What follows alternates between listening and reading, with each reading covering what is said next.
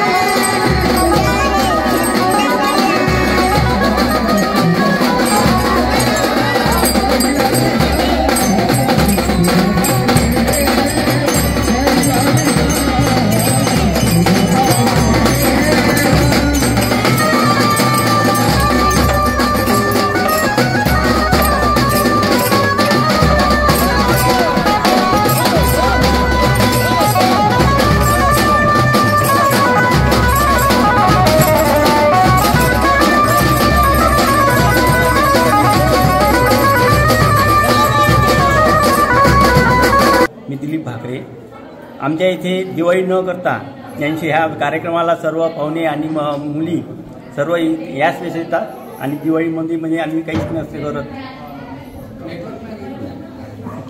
आमच्या ह्या येसंबा गावामध्ये दिवाळीला भाऊबीजेच्या दिवशी कधी बहीण भावाला अक्षित लावत नाही आणि ह्या ज्ञानेश्वर माऊलीच्या संजीवन समाधी सोहळ्यामध्ये भाऊ बहिणीला अक्षित लावते आणि दूर दूर असणाऱ्या बहिणी, नवीन लग्न झालेल्या मुली, जावई हे सुद्धा दिवाळीला न येता हे आमच्या ज्ञानेश्वर माऊलीच्या संजीवन समाधी सोहळ्यानिमित्त हीच आमची दिवाळी आहे।